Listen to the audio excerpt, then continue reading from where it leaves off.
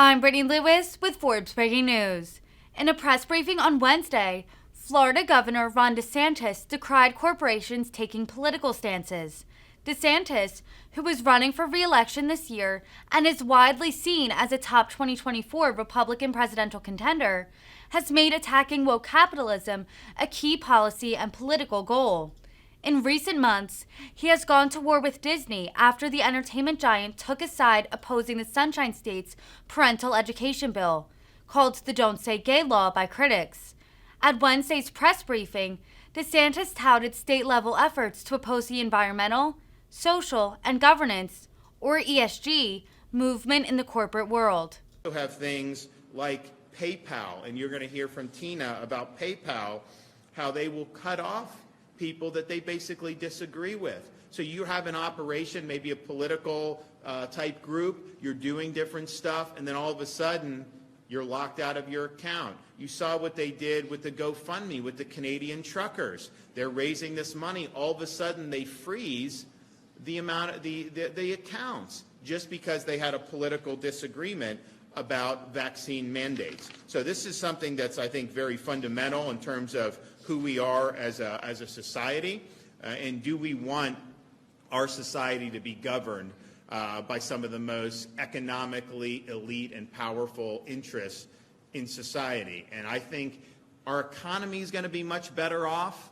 if everything is not politicized. You know, it used to be like your businesses would do, it wasn't a political issue. You didn't have to take positions on every little thing. Now, almost everything that's being done, there's a whole political overtone to it, and that you can't run an economy effectively if that's the case. That's not good. Clearly, we've got a lot of economic problems under Biden with what he's done since he's come in, with the inflation, the gas prices. You know, we're going to get the GDP report, but it's basically been textbook that if you have 2 consecutive quarters of negative GDP growth, you're a recession. Well, now they're trying to redefine what a recession is.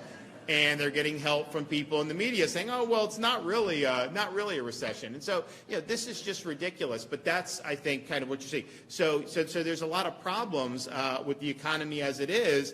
You know, do you really want to go down this road where every single thing is being politicized? And it's hard to even run an organization if you have activist employees kind of pushing you. I think the thing with the woke capital, it's really 2, I think, main reasons why you've seen it. One is you do have employees now, not a majority, but there are some that they believe they're entitled to have their employer basically emote the same political values as they do. And they think that that's very important.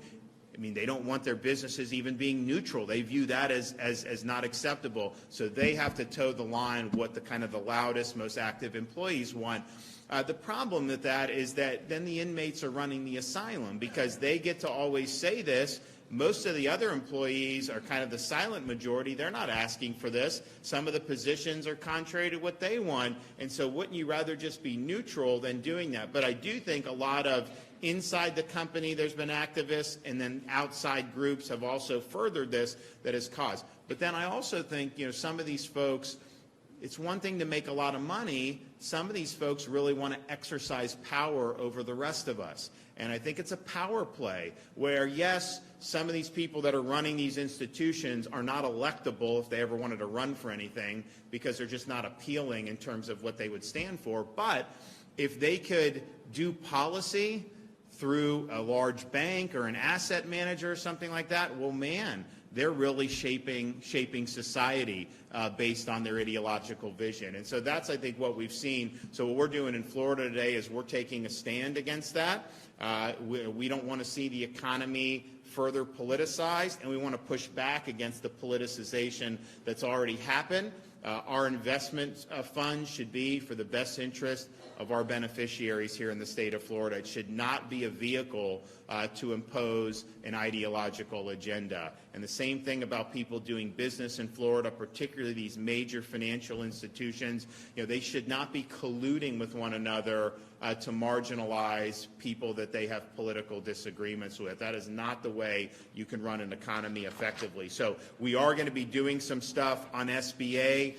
through our board meeting very soon, and I think that that'll be something that'll be very positive. But we are also going to work with Speaker Renner when he comes in to solidify that in statute in the state of Florida. Because what happens is a company, a CEO, or a fund manager, they have what's called a fiduciary duty to perform in a way that is maximizing the best interests of the shareholders. And so that is really never been that controversial. Everyone knows what you mean by that. Well, what's happened more recently is they say, well, actually, the best interest of the shareholders may not be apparent right now. Maybe we'll be doing things that'll cause less returns in the short term, but eventually, over a long enough time horizon, clearly what we're doing is in the best interest of everybody, right? Yeah, that's too cute by half. So we're gonna nip that in the bud. We're gonna make sure that Florida statutes are very clear about what your fiduciary obligation is